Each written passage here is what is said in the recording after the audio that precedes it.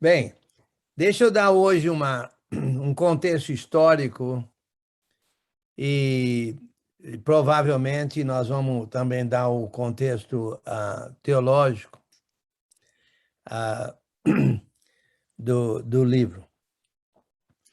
Ah, o apóstolo Paulo fez, a meu modo de ver, 3 viagens missionárias de Antioquia da Síria. 3, ok? A primeira viagem foi, a gente nota em Atos capítulo 13, que ele, Barnabé e João Marcos foram para a ilha de Chipre, depois para a Ásia Menor, na região ali da Galácia, vamos dizer assim. E João Marcos abandonou logo quando entraram na Ásia Menor, e Paulo e Barnabé fizeram o trabalho ali naquela região da Ásia Menor, e provavelmente Paulo teria batizado um jovem, né, chamado Timóteo, né? Aí eles voltaram para Antioquia da Síria, coisa e tal, estou resumindo, né? Aí saíram numa segunda viagem missionária, só que houve um problema entre Paulo e Barnabé, porque Barnabé queria levar João Marcos. João Marcos era primo de Barnabé. E Paulo não consentiu, não concordou de nenhum, porque João Marcos tinha abandonado eles na primeira viagem. Então houve uma separação entre os dois. Barnabé pegou João Marcos, foi para a ilha de Chipre, onde eles tinham ido a primeira viagem. E provavelmente ali tinha muitos parentes, né? Que Barnabé era cipriota, né? Da ilha de Chipre. E Paulo pegou Silas, um dos profetas, né? De Jerusalém, que tinha ido até Antioquia da Síria, levar aquelas cartas, e saiu numa segunda viagem missionária de Antioquia da Síria. Eles passaram pela Ásia Menor. Tem gente aí boa em mapa aí, se quiser mostrar um mapa, tudo bem. Eu não é bem minha praia, vamos dizer assim.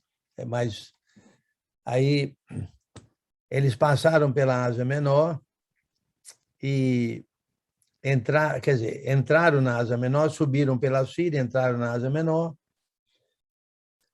E chegando lá, eu vou ler aqui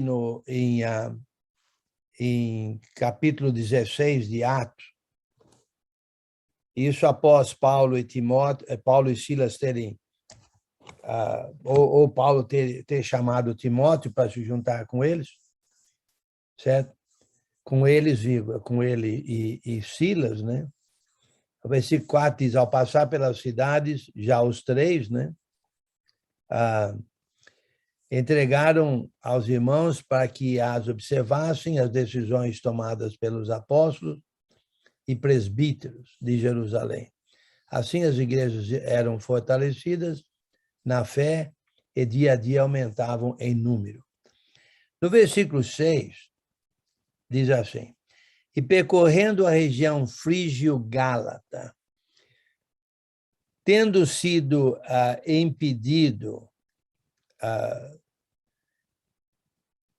impedidos pelo Espírito Santo de pregar a palavra na Ásia, ok? Então, a Frígio-Gálata é da parte, vamos dizer assim, da parte central, certo? Ali da Ásia Menor, indo um pouco mais ali para, vamos dizer assim, para o norte. A parte central, um pouquinho norte, noroeste, vamos dizer assim, certo? Você pode, uma hora qualquer, você pode olhar no mapa, isso aí não é lá muito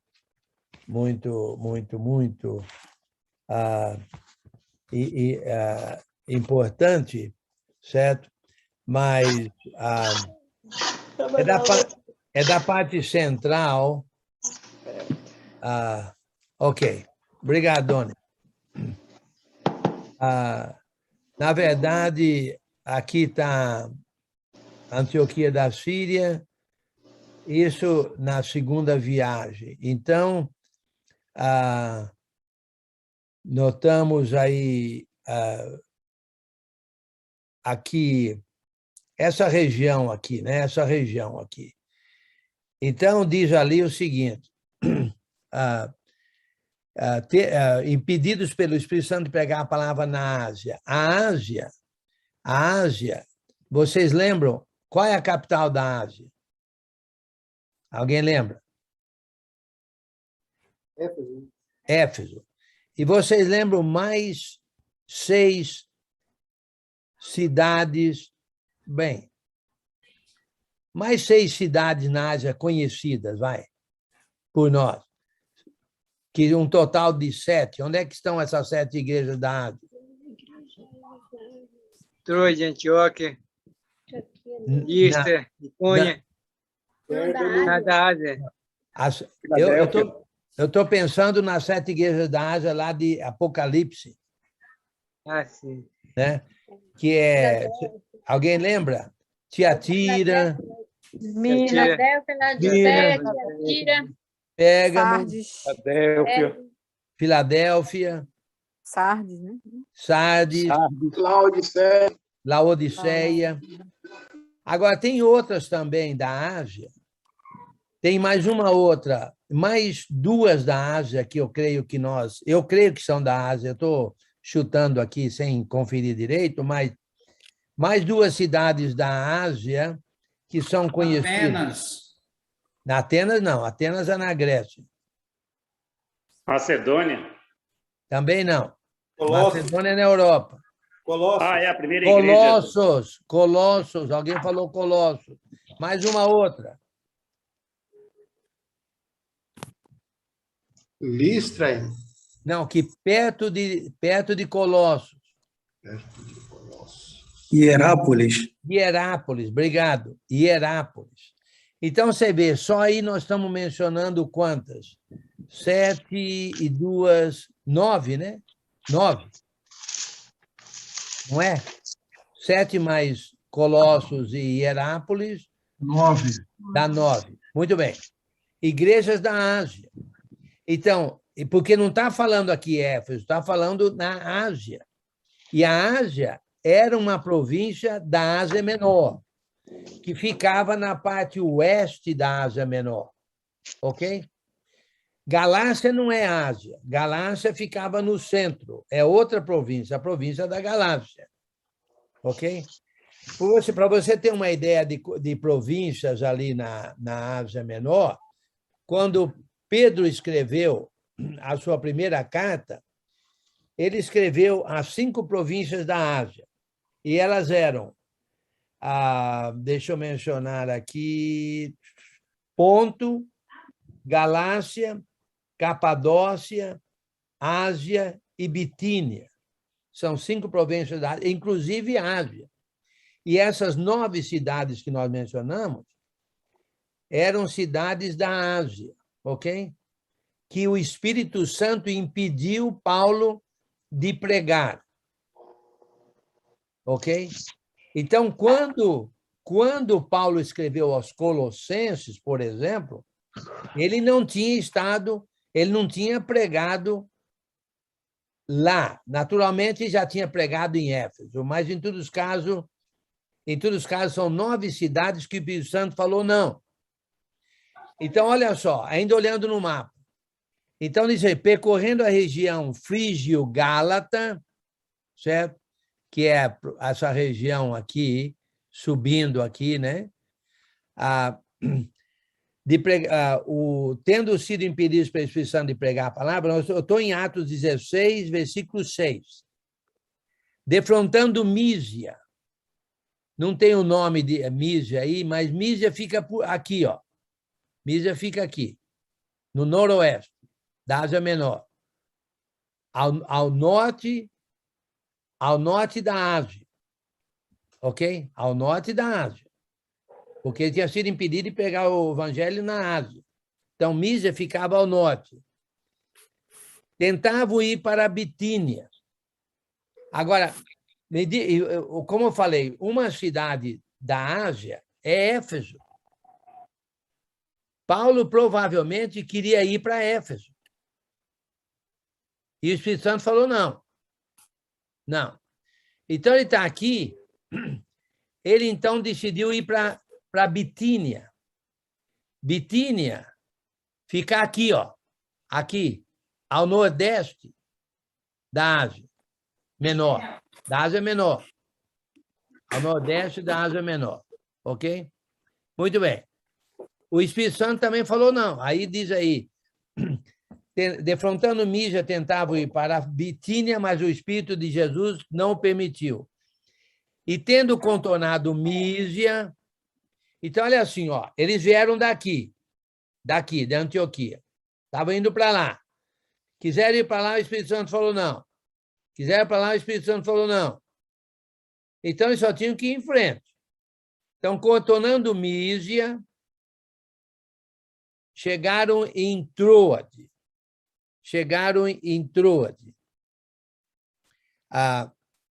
Ok, Troade, eu vou checar, mas Troade, a meu modo de ver, é na Mísia, certo? Nós vamos checar isso aí já. Troade, aqui, ó, é um porto. É um porto, e aqui que mar é esse aqui? Começa com E e não é N. Marejeu. Egeu. Então, chegando aqui, olha só o que diz ali, chegando em Troade. À noite sobreveio a Paulo uma visão na qual um varão macedônio, Macedônia já é na Europa, lá ao noroeste, tá vendo? Macedônia já é do outro lado do mar Egeu, já é Europa. Já não é mais Ásia Menor, nem Ásia, e nem a Frígia, a Mísia, digo, nem Mísia. Já não é Ásia Menor, é Europa. Muito bem. Então, à noite sobreveio a Paulo uma visão na qual um varão macedônio estava em pé e lhe rogava, dizendo, passa a Macedônia e ajuda-nos. Macedônia, ajuda-nos. Ok. Assim que teve a visão, Paulo, imediatamente procuramos partir para aquele destino, lá na Macedônia, concluindo que Deus nos havia chamado para lhes anunciar o Evangelho. Então, a entrada de Paulo na Macedônia, e olha bem, Filipos é Macedônia, ok? Está vendo Filipos ali? São 3 cidades, na verdade, ali na Macedônia, certo? Não estão aí, elas não estão aí por uma razão ou outra, esse mapa não está muito completo, ao meu modo de ver, mas é Filipos, Bereia, mas entre Filipos e Bereia tinha o quê?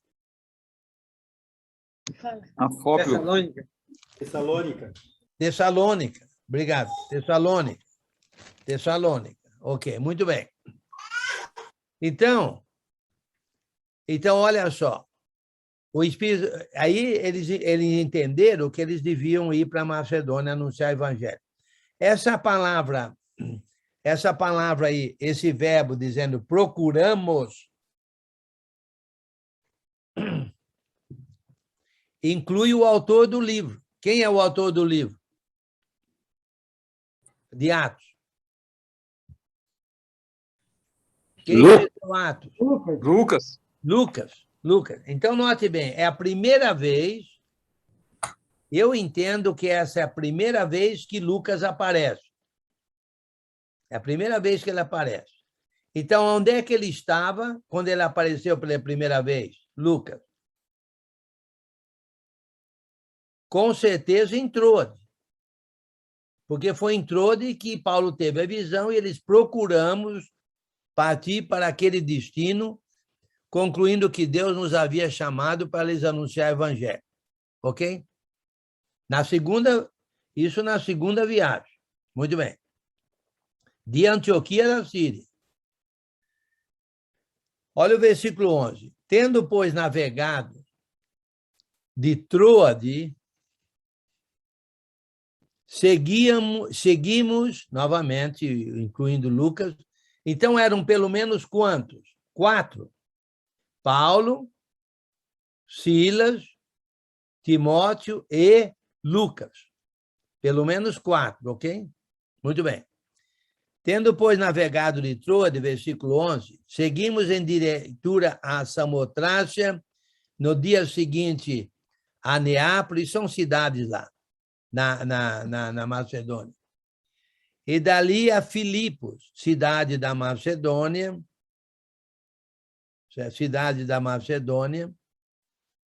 a primeira do distrito e colônia. Ok, eu vou dar uma checada aqui, porque eu falei que Neápolis e Samotrácia ficavam na Macedônia. Eu vou ter que checar isso aí, que eu não chequei ainda. Agora que me tocou isso aí. E dali a Filipos, deixa eu ver aqui, talvez tenha algum mapa mais detalhado.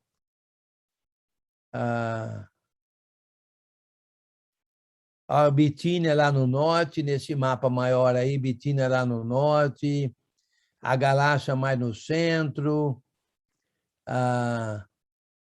Esse mapa é um pouquinho melhor, né? Deixa eu ver se tem um outro mapa aí. Eu acho que não tem mais detalhes aí, não, né?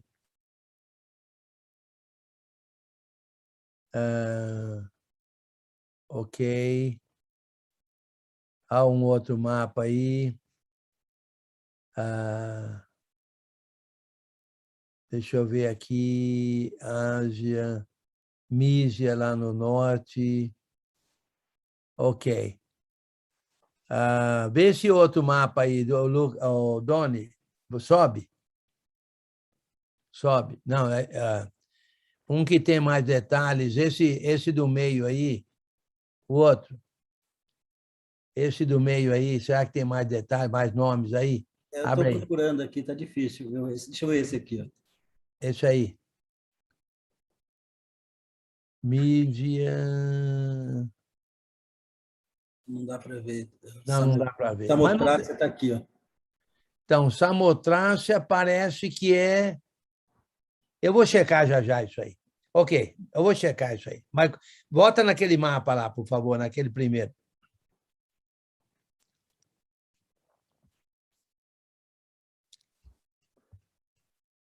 Esse aqui. Ok. Espera aí que eu vou voltar lá, que tá... Espera aí que eu vou ter que voltar, ele. Ok, não tem problema, não. Pode até desligar se quiser, já deu para ter uma ideia. Esses nomes aí vocês podem checar em dicionário, isso é de menos. Isso aí não é muito importante. O ponto é o seguinte, o ponto importante aqui, porque nós estamos vendo aqui no livro de Atos a propagação da restauração do reino a Israel, ok?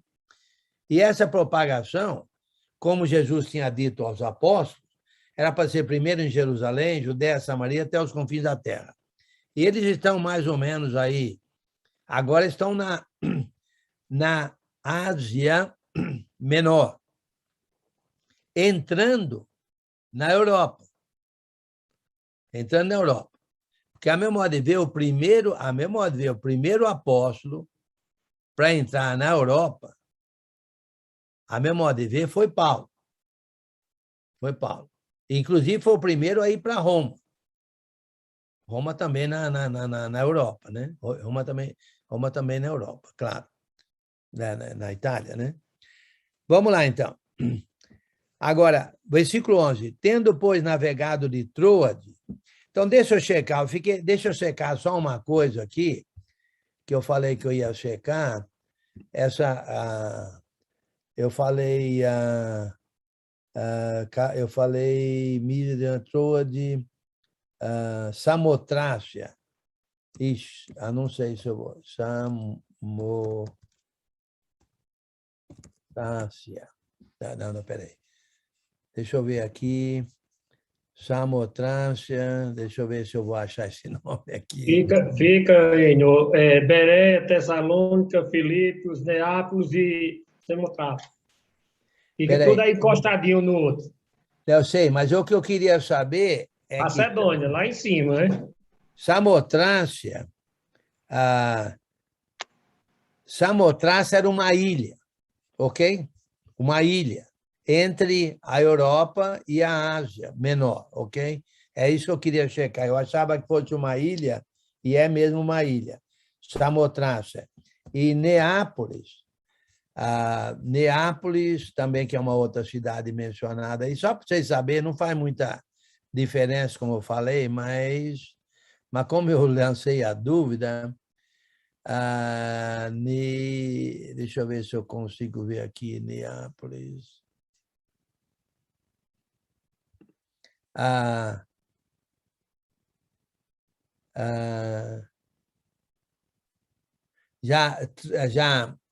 Neápolis já ficava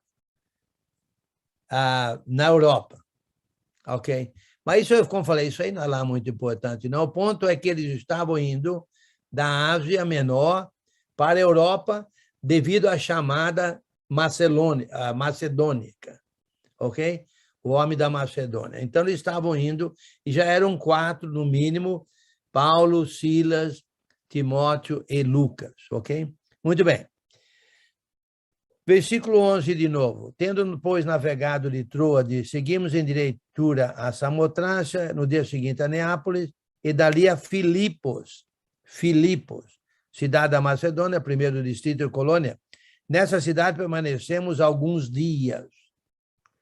No sábado, saímos da cidade para junto do rio, onde nos pareceu haver um lugar de oração.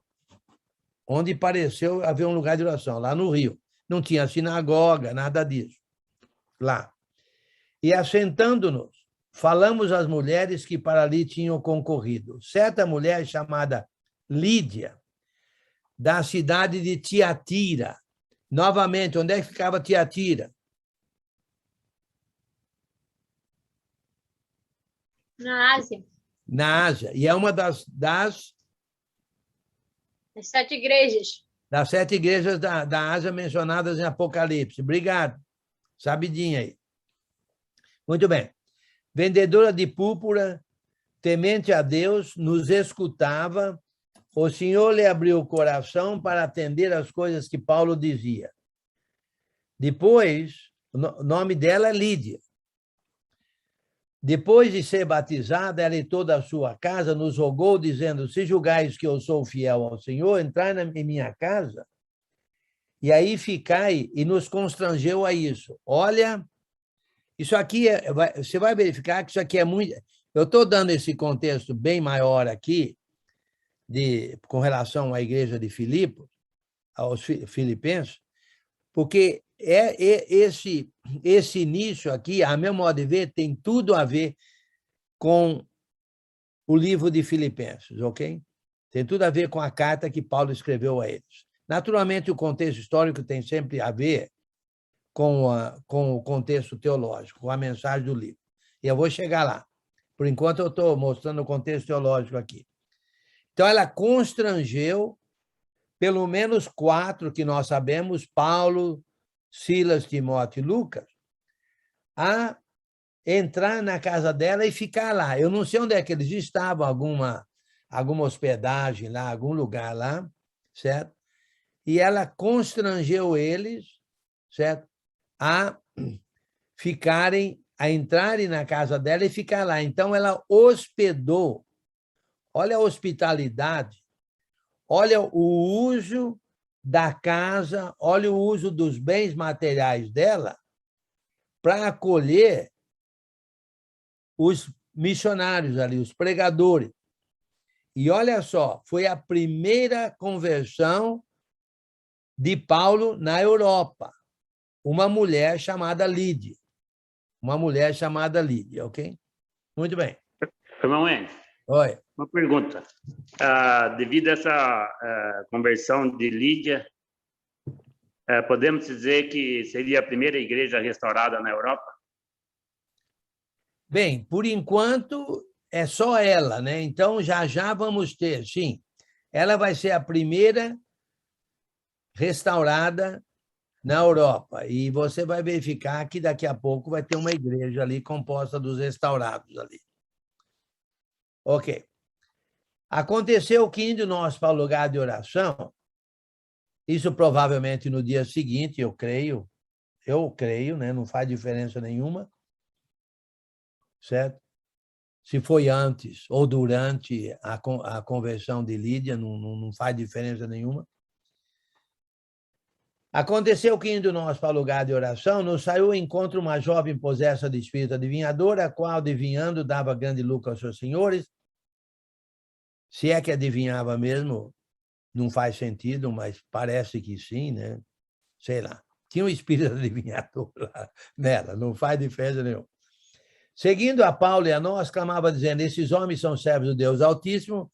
Olha, eu acho que esse espírito sabia o que estava fazendo. Eu acho que esse espírito sabia o que estava fazendo. Seguindo a Paulo e a nós, clamava dizendo: esses homens são servos do Deus Altíssimo e vos anunciam o caminho da salvação. Isso se repetia por muitos dias. Então, Paulo, já indignado, interessante, né? Não indignado com o que ela dizia, mas indignado dela. Tá? De uma maneira ou outra, ele ficou indignado. Voltando-se, disse ao Espírito: em nome de Jesus Cristo, eu te mando, retira-te dela. E ela, na mesma hora, e ele, na mesma hora, saiu. Bem, isso aí deu problemas a Paulo, né, e a Silas, e nós sabemos aí que eles foram presos, certo? E açoitados por acusação dos senhores que os donos, vamos dizer assim, versículo 19, vendo os seus senhores que se lhes desfizeram, os senhores da mulher, da jovem, que se lhes desfizeram a esperança do lucro, agarrando em Paulo e Silas, os arrastaram para a praça à presença das autoridades, e levando-os aos pretores, disseram: esses homens, sendo judeus, nós sabemos disso. Eles foram, então, açoitados, foram presos, cantavam, certo? No versículo 25, por volta da meia-noite, Paulo e Silas oravam e cantavam louvores a Deus, e os demais companheiros de prisão escutavam. De repente, sobreveio tamanho terremoto que sacudiu os alicerces da prisão, abriram-se todas as portas e soltaram-se as cadeias de todos. O carcereiro de Filipos despertou do sono e, vendo abertas as portas do cárcere, puxando da espada, ia suicidar-se, supondo que os presos tivessem fugido. Responsabilidade dele, né? Eu creio que isso fazia parte lá da lei romana, etc., né? Mas Paulo bradou em alta voz: não te faças nenhum mal, que todos aqui estamos.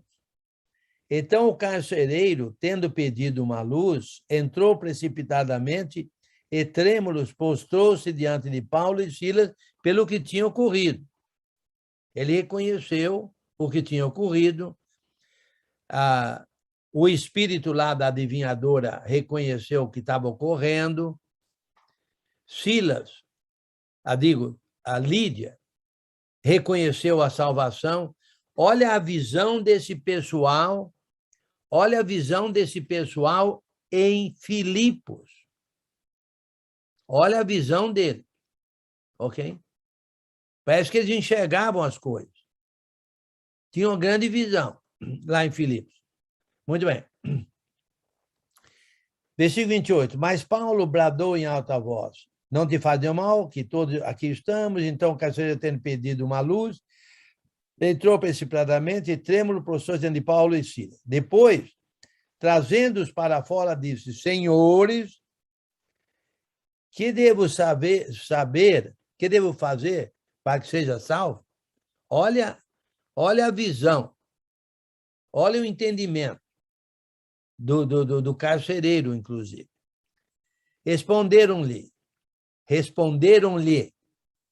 Não foi só Paulo. Aqui seriam pelo menos dois, né? Paulo e Silas. Né? Aqui, Paulo e Silas. Porque diz no versículo 29, prostrou-se trêmulo diante de Paulo e Silas. Então, disse, o que devo fazer? Então, Paulo e Silas disseram a ele, crê no Senhor Jesus e será salvo tu e tua casa. Lhe pregavam a palavra de Deus e a todos de sua casa. Pregaram a palavra de Deus a ele e a todos de sua casa. Certo? Naquela mesma hora da noite, cuidando deles, lavou-lhe os vergões dos açoites. A seguir, olha só a visão, olha só a dedicação dele. A seguir, foi ele batizado e todos os seus. Quem são os que foram batizados? Aqueles que ouviram a pregação. Tem gente que fala, viu?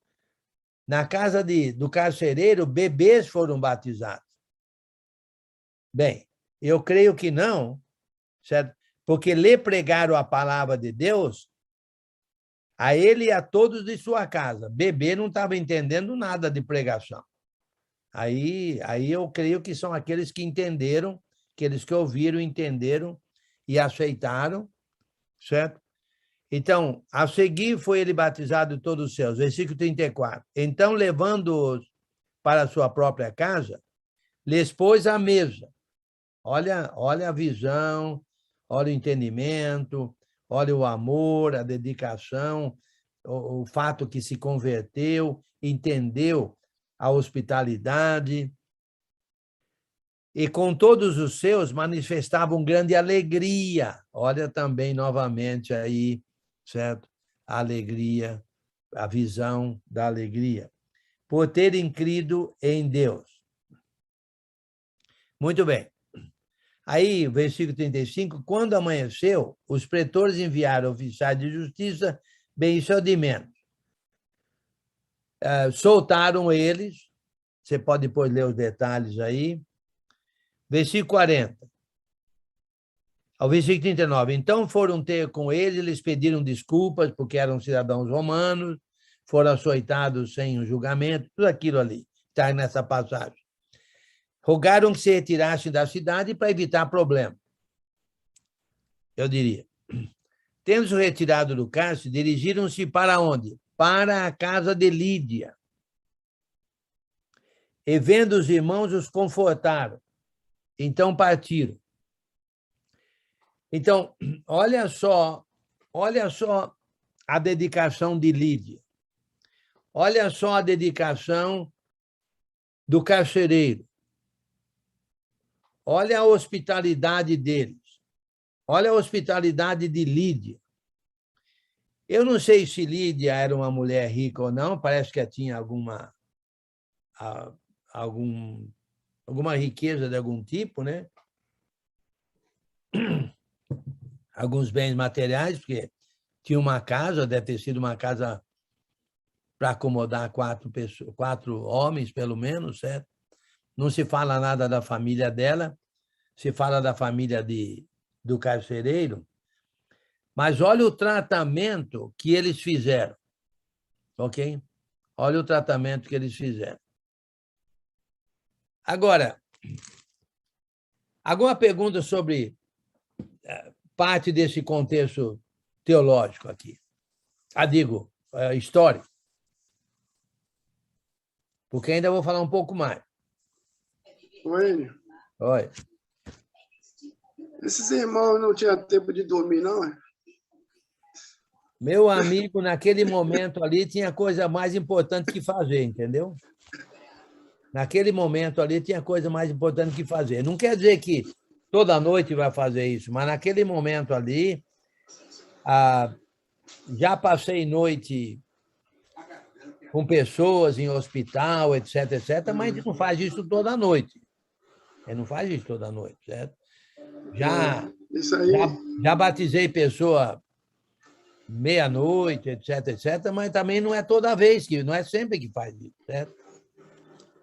Isso aí ficou uma lição para a igreja, né? Sim, momento. Porque às vezes o irmão vai para o culto, fica cochilando no culto. Dormiu a noite toda, quando chega no culto, fica cochilando. E as pessoas que estão pregando é quem ouve ver essas coisas, né? É, Às vezes até entristece os pregadores, porque os pregadores às vezes perdem até noite para preparar um sermão, e quando chega lá que vai fazer a sua mensagem, né? Aí tá lá 2, 3 irmãos cochilando, tá até roncando, muitas vezes no culto. E esse exemplo de Paulo aí é realmente uma lição muito importante para nós, que a gente tem que observar muito essas coisas aí. uma vez um irmão cochilava na minha pregação e ele depois chegou para mim e falou: "Você já notou que eu cochilo?" Eu falei: "Todo mundo notou que você cochila." Ele falou: "Olha, eu trabalho em linha telefônica e eu trabalho geralmente sábado a noite toda. Eu vou direto para a reunião da igreja, é difícil ficar com os olhos abertos, nesse caso aí, certo? Mas tem irmãos que dormem a noite toda e depois fica tendo um cochilo na pregação. Uma vez, tinha um irmão, deixa eu contar uma historinha interessante. Tinha um irmão que... Eu durmo a noite inteira. Hã?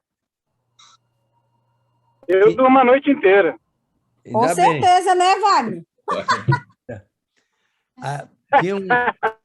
Tinha um irmão que levava pessoas, ele pegava pessoas na rua, de qualquer jeito, lá, de qualquer um, e levava para a reunião da igreja. Isso aí faz muito tempo. Aí, uma vez, ele levou uma senhora lá, e enquanto eu pregava, a senhora sentou no banco da frente, no segundo banco. Enquanto eu pregava, ela se esticou lá e dormiu roncando o tempo todo que eu pregava. Aí quando terminamos, aí eu estava despedindo dos irmãos lá fora, e ele falou: "Olha, que maravilha." Eu falei: "Muito obrigado, né? Eu me preparei bem." Ele falou: Não estou me referindo à pregação. Eu estou me referindo ao fato que essa mulher dormiu na sua pregação. Olha, não tem nada que faz essa mulher dormir. Nem remédio, nem acalmante. E você, na sua pregação, conseguiu fazer a mulher dormir. Eu falei: "Ok, amém." Ele falou: "Olha, ela sentiu tanta paz, gostou tanto, se sentiu tão leve que dormiu o tempo todo." Amém. Ok, tudo bem. Fala aí, Caco. Enio, só me lembra o ponto de Lucas. Quando Lucas aparece, ele praticamente, na escrita dele, é onde ele se inclui, é isso? É onde ele onde a gente nota ele pela primeira vez, inclusive isso. Na escrita dele. Porque antes do versículo, naquele ponto do versículo 6, né, 6 até o 10, é onde ele está narrando, e depois que no versículo 10 que a gente vai perceber que ele se inclui nessa história, né? Sim, mas presta atenção, ele está narrando, provavelmente ele está narrando em Cesareia, quando Paulo esteve preso lá durante o início da quarta viagem missionária. E aqui estamos na segunda. Ali que ele está narrando. E é aqui que ele aparece pela primeira vez na história, vamos dizer assim. Sim. Porque, na verdade, ele narrou na quarta viagem e aqui é a segunda viagem. Sim, Faz sentido, ok. não? Sim, Okay. faz. Muito bem. Agora, ainda continuando no contexto histórico, vamos para Filipenses, capítulo 4. Irmão Enio? Oi. Desculpe, antes de você passar lá para o capítulo 4, deixa eu lhe fazer uma pergunta.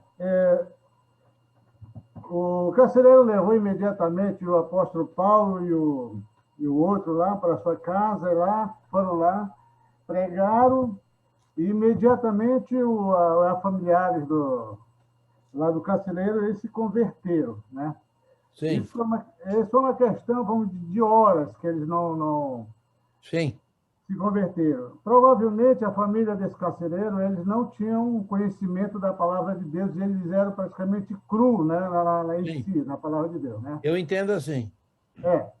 Então, o que eu vejo é o seguinte, às vezes a gente fica, o que eu vejo, passando tempos, meses, dias, meses, aí tal, ensinando as pessoas, achando que aquelas pessoas ainda não estão na hora de serem batizadas.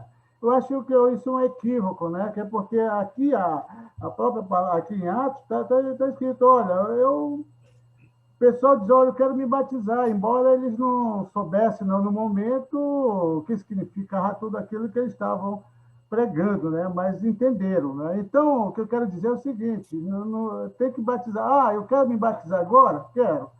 Eu sei que você entende que Jesus é seu Salvador, e pronto, vamos batizar. Não importa a hora, nem o momento, nem o tempo que eles receberam as informações de Cristo, não é isso? O importante é entender quem é Jesus, que é o Salvador, acreditar em Jesus, entender o significado do batismo, que está batizando em Jesus Cristo, na sua morte, no seu sepultamento, na sua ressurreição, no seu serviço de Deus, do seu serviço a Deus, a vida de serviço a Deus, porque a pessoa, entendendo isso, depois ela vai aprender o resto da vida. Não adianta ficar tentando ensinar, não se coloca a carroça na frente do boi. Tem que haver um início para depois você ensinar um monte de coisa. Eu concordo com você 100%. Às vezes fica meses ensinando uma pessoa, mas espera aí, se a pessoa não é convertida, não adianta porque ficar assim, ensinando meses ela, que não vai adiantar nada.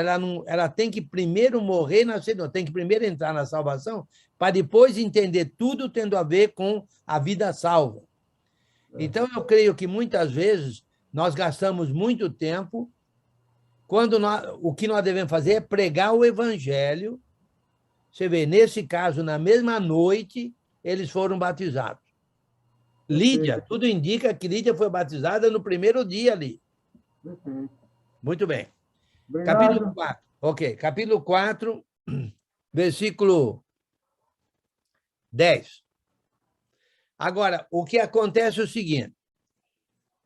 Paulo está preso em Roma, ok? No que é considerada a primeira viagem, a primeira prisão romana, que foi, na verdade, lembra, isso aí tudo aconteceu na segunda viagem. Na terceira viagem, Paulo desceu pela Macedônia, desceu pela Caia, passou por Éfeso, onde ele queria ter ido, pediram para ele ficar, ele falou, não, se Deus quiser eu volto. Por que ele falou não? A meu modo de ver, é porque o Espírito já tinha impedido ele. Falou, se Deus quiser eu volto. Vamos ver isso aí, vai. Não faz muita diferença aqui em Filipos, mas no capítulo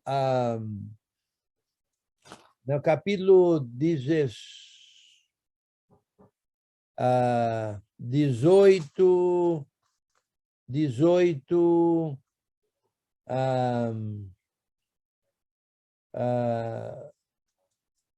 deixa eu aqui, assim, ok. No versículo... Ok, no capítulo 18 de Atos, versículo 18, diz assim, mas Paulo, havendo permanecido ali ainda muitos dias,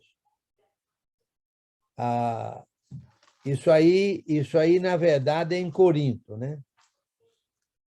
Agora está em Corinto, ainda na Grécia, na parte de baixo ali da Macedônia, a Caia. A Caia é a próxima província ao sul da Macedônia. Despedindo-se dos irmãos, navegou para a Síria, levando em sua companhia Priscila e Áquila. A Síria é a Antioquia, da Síria, onde ele ia, de onde ele tinha saído. Aqui estamos na segunda viagem ainda. levando em sua companhia Priscila e Áquila, que eram lá que ele converteu lá em Corinto. Depois de ter raspado a cabeça em Cencreia, não vamos conversar sobre isso agora, porque tomaram voto, chegados a Éfeso. Quando eles saíram de Corinto, em direção a Antioquia da Síria, eles passaram por Éfeso.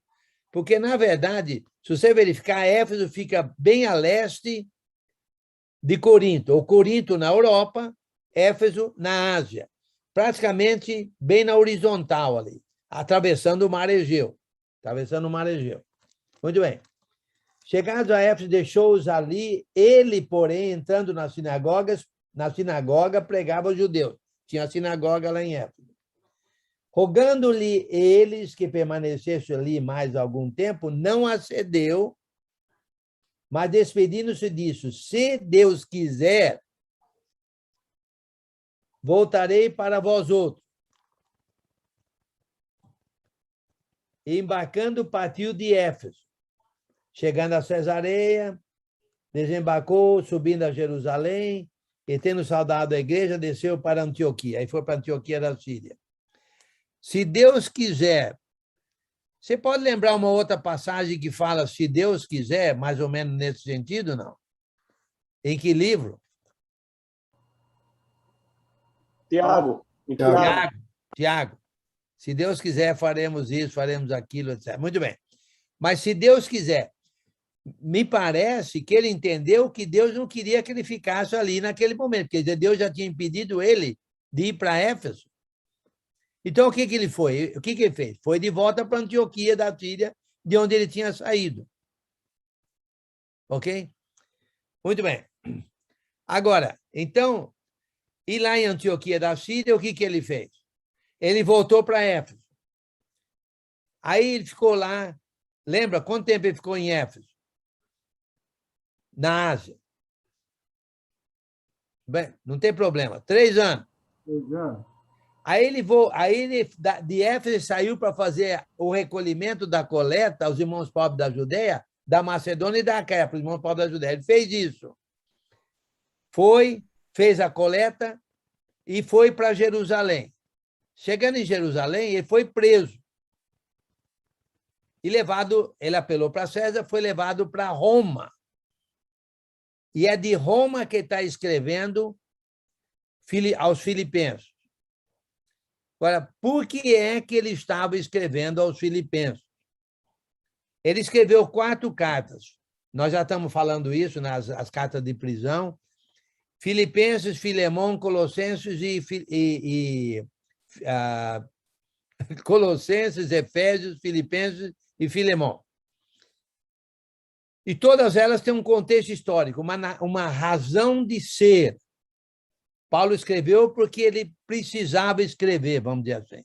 Ok? Muito bem. Por que é que ele precisava escrever aos filipenses? Ok?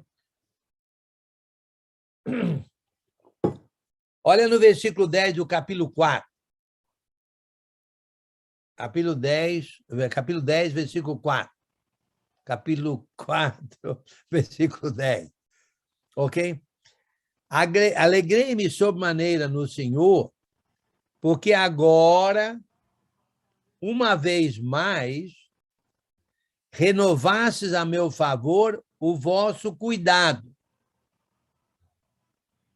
Eles não tinham cuidado dele lá em Filipos? Para começar, no início da igreja, eles cuidaram dele. Mas você vai verificar que não pararam de cuidar. Vamos lá. Renovaste a meu favor o vosso cuidado, o qual também já tinhas antes, mas vos faltava oportunidade. Digo isto não por causa da pobreza. Paulo estava em pobreza nesse exato momento. Por quê? Paulo era fazedor de tendas, para começar, e ele estava preso numa casa que ele alugara, a gente nota isso no final de Atos, com o soldado lá que guardava ele, e ele pagava o aluguel da casa. Então, se é que ele tinha algum dinheiro, nessas alturas dos acontecimentos, o dinheiro já estava acabando.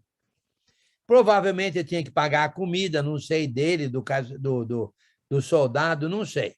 Mas ele estava em pobreza, vamos dizer assim.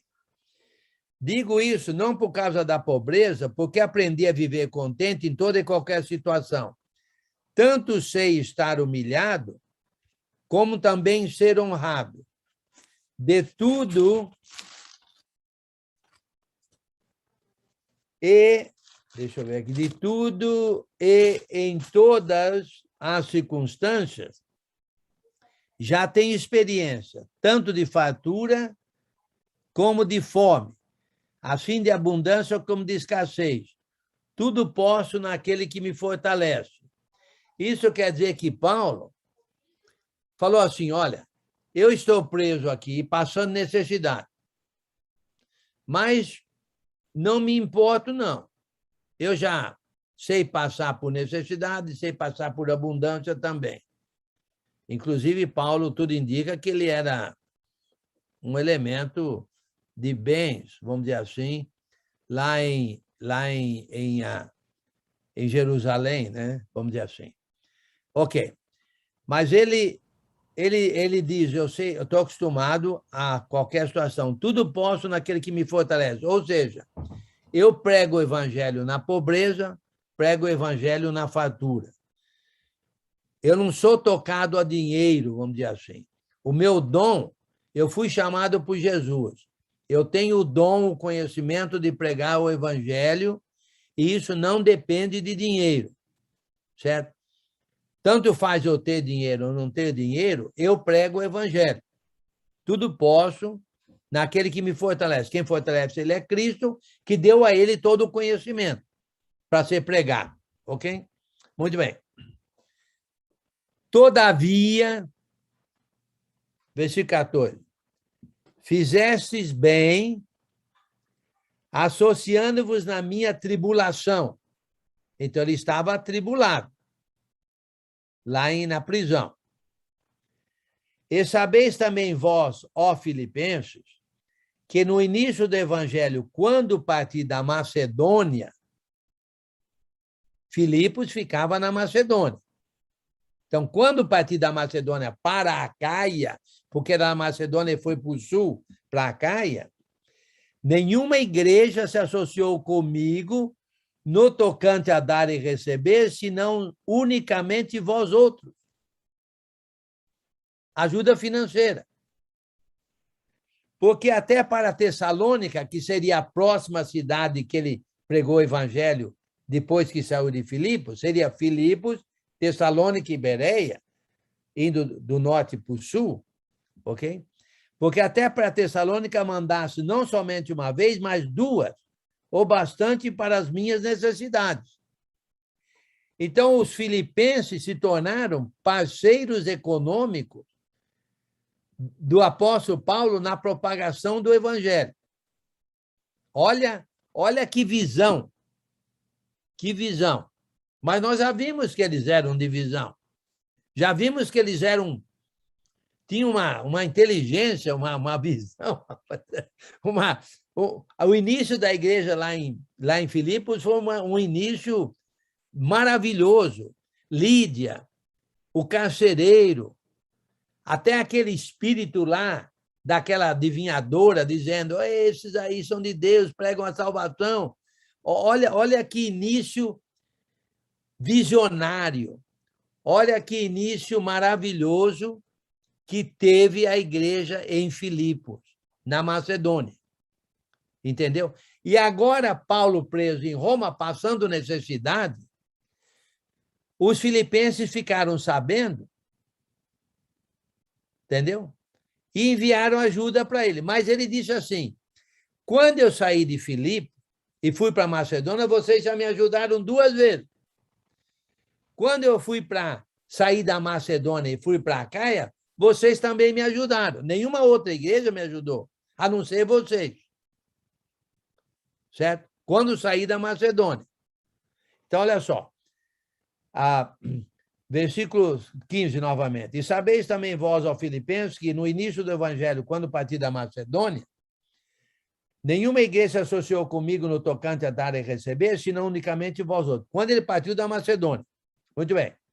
Porque até para Tessalônica, ainda na Macedônia, mandasse não somente uma vez, mas duas o bastante para as minhas necessidades.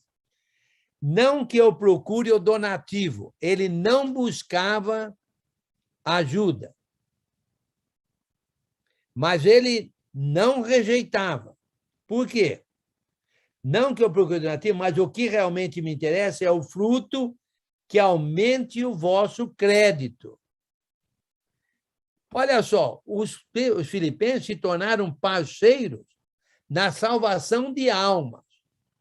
Todo o crédito que Paulo recebia na salvação de almas, vamos dizer assim, o crédito espiritual, também pertencia aos filipenses. Um crédito espiritual que eles levariam para o céu e ficariam com eles para toda a eternidade. Um crédito espiritual. Não que eu procure o donativo, ele diz, mas o que me interessa é o fruto que aumente o vosso crédito. Recebi tudo de vocês agora e tenho abundância. Agora, eu estava na escassez, agora estou em abundância aqui na cadeia. Estou suprido desde que Epafrodito me passou às mãos o que me veio de vossa parte. Então, os filipenses enviaram ajuda financeira a Paulo na cadeia. Depois de ter ajudado ele em Filipos, depois de ter ajudado ele em Tessalônica, depois de ter ajudado ele na Acaia, pelo menos essas vezes, e agora apareceu essa oportunidade de ajuda, não sei como é que eles ficaram sabendo, mas ficaram sabendo, e eles enviaram ajuda de Filipos, na Macedônia, para Roma, nas mãos de Epafrodito, provavelmente pregador lá em Filipos, provavelmente um pregador, certo? Mas não faz diferença, foi Epafrodito que levou. Como aroma suave, como sacrifício aceitável e aprazível a Deus. Sacrifício aceitável a Deus. Aroma suave a Deus. Sacrifício aprazível a Deus. Através da ajuda que eles estavam dando ao apóstolo Paulo. Pregador do Evangelho. Se tornaram cooperadores dele. E meu Deus, versículo 19, segundo a sua riqueza em glória, a riqueza de Deus lá na glória, há de suprir em Cristo Jesus cada uma de vossas necessidades. Ora, o nosso Deus e Pai, a nosso Deus e Pai seja a glória pelos séculos dos séculos. Amém. Olha só. E o meu Deus, segundo a sua riqueza em glória, há de suprir em Cristo Jesus cada uma de vossas necessidades. Eles tinham necessidade? Sim. Todos nós temos necessidade. Não são somente necessidades materiais, necessidades também espirituais, mas principalmente espirituais. Então, olha só, olha que maravilhosa visão. Ele não falou, ele falou nenhuma outra igreja se associou comigo quando parti da Macedônia. Agora, depois que ele saiu da Macedônia, não sei. Lá na cadeia, não sei se outros ajudaram, ele estava passando necessidade. Será que os irmãos romanos não ajudaram? Mas ele estava passando necessidade.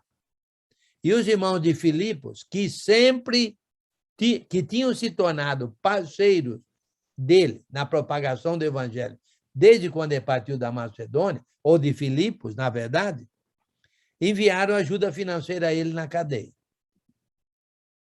Isso aí que resultou a escrita da carta. Isso aí que originou a escrita da carta aos filipenses.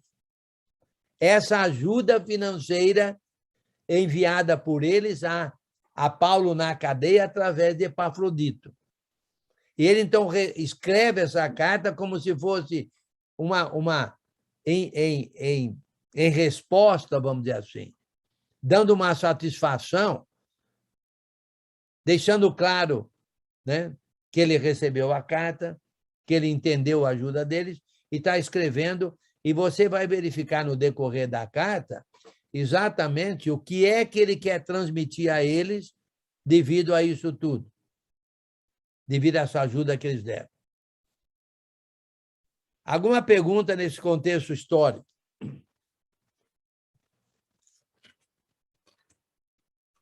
Seu Enio, Oi. boa noite. Boa noite. Eu conheço pessoas aqui da minha atividade profissional, conhecidos mesmo, né? Que têm investido muito em questão de bolsa de valores. Assim, existe uma moda hoje de investir financeiramente.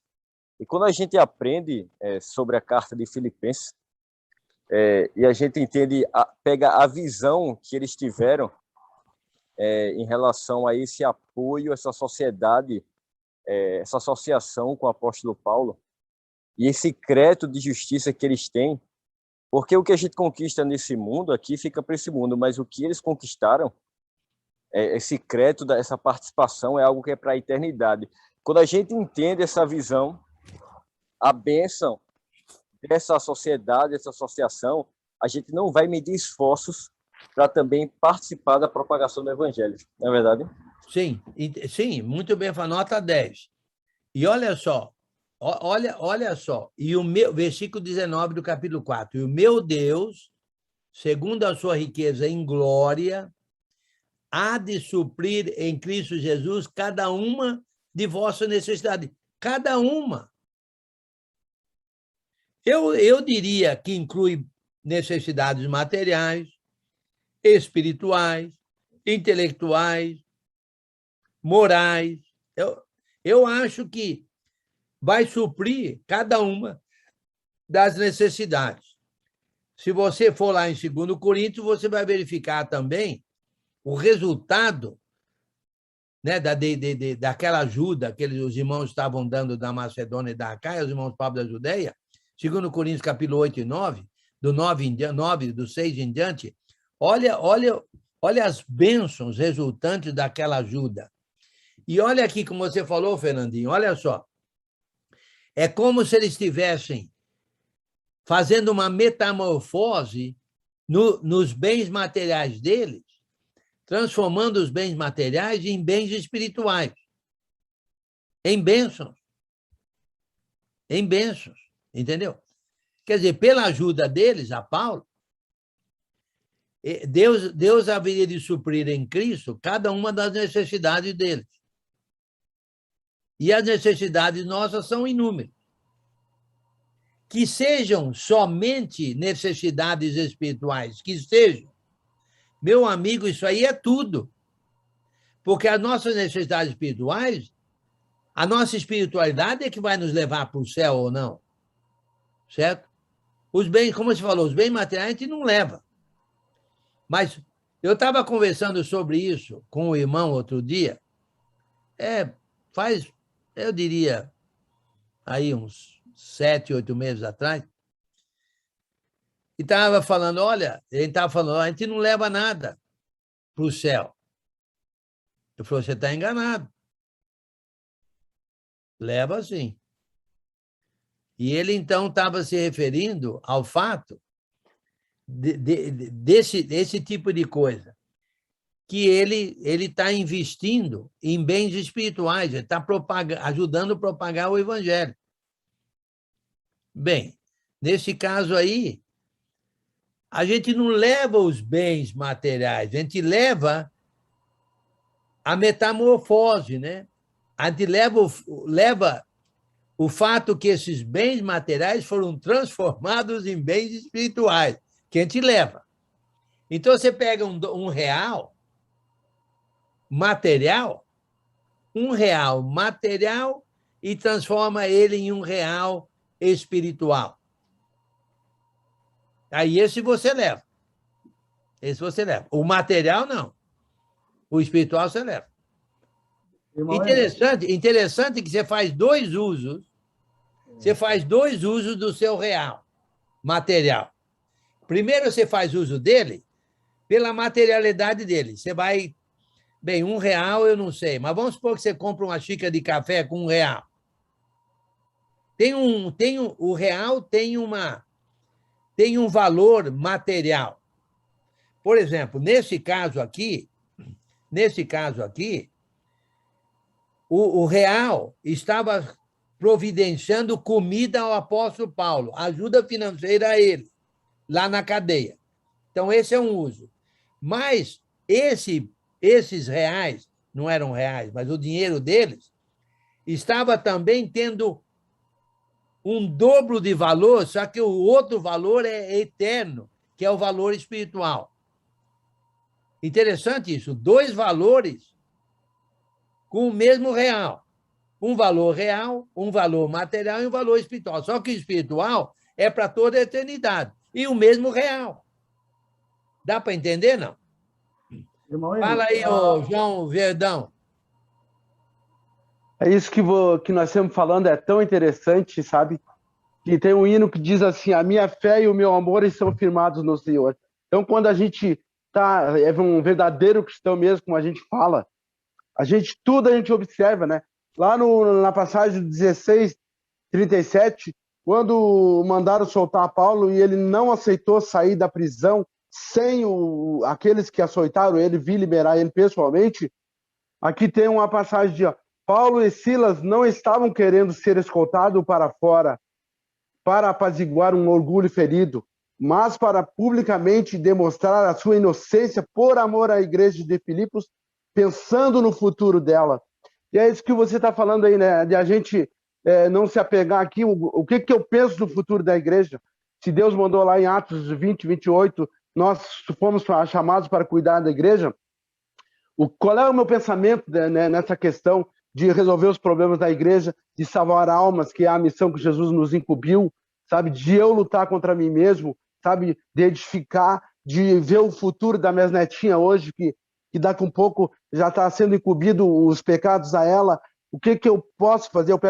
Então eu peço para Deus dar mais um tempo para que eu consiga ver essas pessoas sendo batizadas e evoluindo, e eu preciso fazer a minha parte, sabe, por amor a essa igreja, para ver o futuro da igreja, como ele viu aqui, com essa coragem. Se fosse outra pessoa, sairia correndo de madrugada, sabe? Mas não, ele mostrou para a igreja que ele tinha toda a razão de pregar Cristo, mesmo apanhando, mesmo sofrendo, e aí logo adiante ele passando por tudo isso e a igreja ajudando ele, né?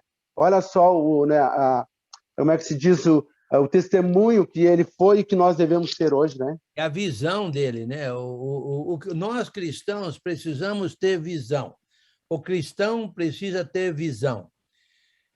Olha só a igreja de Filipos, olha a visão da igreja, olha a visão de Paulo, olha a visão, para começar, olha a visão dos quatro, Paulo, Silas, Timóteo e Lucas, quando tiveram viram aquele homem da Macedônia, vem, ajuda-nos, eles logo tiveram a visão, não, é para pregar o evangelho lá, é para salvar almas lá. E olha só, hein? Olha o início da igreja em Filipos. Para começar, foi com uma visão. Foi uma visão. O homem da Macedônia chamou. Paulo viu uma visão à noite. E ele foi lá, e olha, essa igreja se tornou uma cooperadora econômica do apóstolo Paulo para o resto da vida. Tudo indica que foi para o resto da vida. Porque, na verdade, quando Paulo... Eles continuaram ajudando Paulo, como vimos, na 4ª viagem missionária, Paulo preso em Roma e eles mandando ajuda. E isso tudo foi... O início da igreja foi na 2ª viagem missionária. Agora, quando Paulo saiu da prisão, certo? Para onde é que ele queria ir, hein? Vocês lembram? Para onde é que ele estava... Para onde é que ele estava indo quando ele saiu da prisão? Alguém lembra para onde ele estava indo, não? Para Roma? Não, saiu da prisão de Roma. Você queria ir para a Espanha? Não, ele não. Macedônia. Ele queria ir, mas não notamos que ele foi. Hã? Para Tessalônica estava indo, né? Não. Macedônia. Macedônia. Isso a gente nota em 1 Timóteo, rumo da Macedônia. E qual é uma cidade na Macedônia, hein? Filipos, né? Que fala lá no 2:24. Filipos. A meu modo de ver, ele queria ver aqueles irmãos. Ele queria abraçar aqueles irmãos. Ele queria ter comunhão com aqueles irmãos que eram parceiros dele na propagação do evangelho. Eram sócios dele na salvação de almas. Ele queria ver eles, fazia, no mínimo, a meu modo de ver, fazia no mínimo 5 anos que ele não via ele. No mínimo 5 anos. Porque Paulo ficou preso 2 anos em Cesareia, 2 anos em Roma, certo? E ele tinha saído da Macedônia, certo? Quando ele passou por Mileto, eu digo que daria no mínimo 5 anos. Quando ele saiu da prisão, ele não via a hora de visitar os irmãos, a meu modo de ver. Não via a hora de ver aqueles irmãos parceiros, cooperadores, Lídia, o carcereiro, aqueles irmãos todos, Epafrodito, todos os outros que estavam apoiando ele desde quando ele saiu da Macedônia, na 2ª viagem, e ele está agora na 5ª viagem missionária rumo da Macedônia. Fala aí, Afonso. O Azemar que tem levantamento. Tá? Ah, ok, Azemar, desculpa aí, Azemar, então. Rapidinho, pela primeira vez eu vejo um livro aqui que a introdução começa pelo fim, né? Aqui da gratidão de Paulo dos Filipenses começa no fim do livro, né? Bom, ainda não deu contexto teológico, mas é por aí mesmo. Aí faz parte do contexto histórico ainda. Pois é, começou pelo fim, né? Agora... Não, comecei do começo e fui para o fim, né? Pessoal, dá um elogio aqui aos filipenses, que ele deu os filipenses está dando uma aula aqui, que às vezes nós cristãos ficamos com medo de ter dinheiro, com medo de não saber utilizar o dinheiro. Eles deram uma aula como utilizar o dinheiro, né? Utilizar o uso material e transformar em uso espiritual. Eles eram aqueles que estavam camaradas, eles eram o pessoal que é melhor dar do que receber. Sim. Eles souberam fazer uma boa plantação, os filipenses, não é, irmão Henrique? Então, com certeza. Eu vejo ele como os altos administradores espirituais, porque às vezes a gente tem medo, olha, não pode ter dinheiro. Você pode ter dinheiro, mas saiba administrar seu dinheiro na obra de Deus. É isso que eles deram uma aula aqui aos filipenses. Precisamos imitar os filipenses. Eu vou falar mais sobre eles no contexto teológico. Fala aí, Afonso. Não, eu vou deixar você falar no teológico, mas eu queria só tirar uma dúvida, né? Essa parceria dos filipenses e a Paulo, quando ele fala lá no versículo, acho que 2:24, que ele talvez iria lá visitar eles lá em Filipos, dá para entender de que a cooperação é muito importante. Olha quem está aqui. Quem que é Zezinho aí? Minha neta. Mas está meio escondida aí, estou vendo só um pouquinho do cabelo aí. Está aqui. Oi. Prazer em vê-la. A Mali devia estar aqui para ver você, mas ela está lá no vizinho, ajudando lá. Depois eu ligo aí, a gente fala. Mas eu queria falar para o senhor sobre a cooperação, como ela é tão importante na nossa vida cristã. O fato de os filipenses ter cooperado até de uma outra forma espiritual agora, porque parece que ele tem vontade lá, principalmente, agradecer Paulo, né? Agradecer os filipenses, mas parece que dá a entender também que Paulo, eles estavam meio que achando que Paulo estaria doente lá na prisão, né?